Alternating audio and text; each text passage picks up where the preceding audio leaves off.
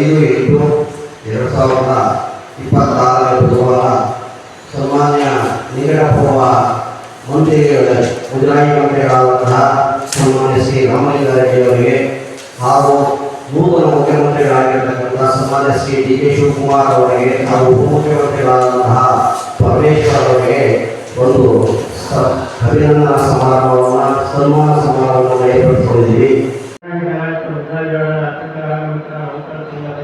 ವತಿಯಿಂದ 2023ರಲ್ಲಿ ರಾಮಲಿಂಗಾರೆಡ್ಡಿಯವರು ಮುದಾಯಿಯಾಗಿ ಗೌರವಿಸಿಕೊಂಡ ಮೇಲೆ ಅವರು ನಮ್ಮ ಅನೇಕ 2023 ಅಕ್ಟೋಬರ್ 12ನೇ ತಾರೀಕು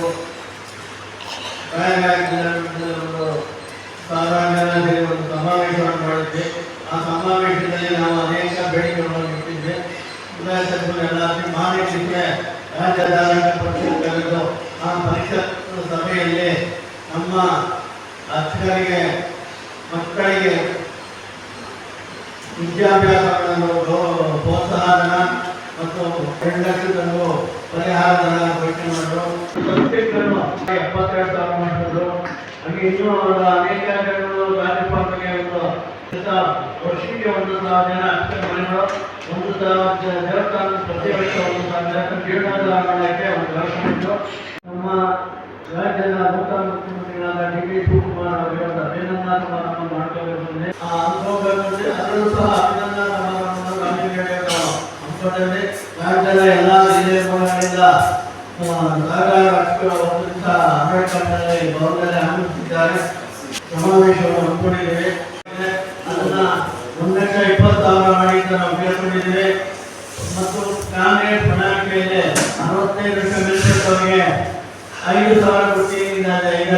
ಅದನ್ನ ಕುರಿತ ನಾವು ಕೇಳ್ತಾ ಇದ್ದೇವೆ. ಮರಣವರಿದ್ದಲ್ಲಿ 2 ಲಕ್ಷ ಕೊಡ್ತಾ ಇದ್ರು. ಅದನ್ನ 5 ಲಕ್ಷ ಕೊಡಬೇಕು ಅಂತ ಸಂಸದರು ಮುಖ್ಯಮಂತ್ರಿಗಳಿಗೆ ಮುಖ್ಯಮಂತ್ರಿಗೆ ಮನವಿ ಮಾಡಿಕೊಂಡಿದ್ದೇವೆ. ಹಾಗೆ ಮಕ್ಕಳ ವಿದ್ಯಾಭ್ಯಾಸಕ್ಕೆ ಹೆಚ್ಚಿನ ಹಣ ಕೊಡಬೇಕು ಅಂತ ಮತ್ತು ದೇವಸ್ಥಾನ ದೇವಗಳನ್ನು ಒತ್ತುವರಿ ಮಾಡ್ಕೊಂಡಿರೋದ್ರಿಂದ ಅರ್ಚಕರಿಗೆ ಕೊಟ್ಟರೆ ಅವರೇ ನಿರ್ವಹಣೆ ಮಾಡಬಹುದು ನಾವು ಹೇಳಿದ್ದೇವೆ. ಗ್ರಾಮೀಣ ಭಾಗದಲ್ಲಿರುವ ಪೂಜೆ ಮಾಡುತ್ತಿರುವ ಅರ್ಚಕರ ಮೇಲೆ ಆ ದೌರ್ಜನ್ಯಗಳನ್ನು ತಪ್ಪಿಸಿ ಅವರಿಗೆ ಸೂಕ್ತ ರಕ್ಷಣೆ ಮತ್ತು ಪೊಲೀಸ್ ಭದ್ರತಾ ವ್ಯವಸ್ಥೆ ಮಾಡಿಕೊಡ್ಬೇಕು ಅಂತ ನಾವು ಮಾನ್ಯ ಮುಖ್ಯಮಂತ್ರಿಗಳು, ಪ್ರಧಾನಮಂತ್ರಿಗಳು, ಸಚಿವರು ಅವರಿಗೆಲ್ಲ ಮನವಿ ಮಾಡಿಕೊಳ್ಳಲಿದ್ದೇವೆ.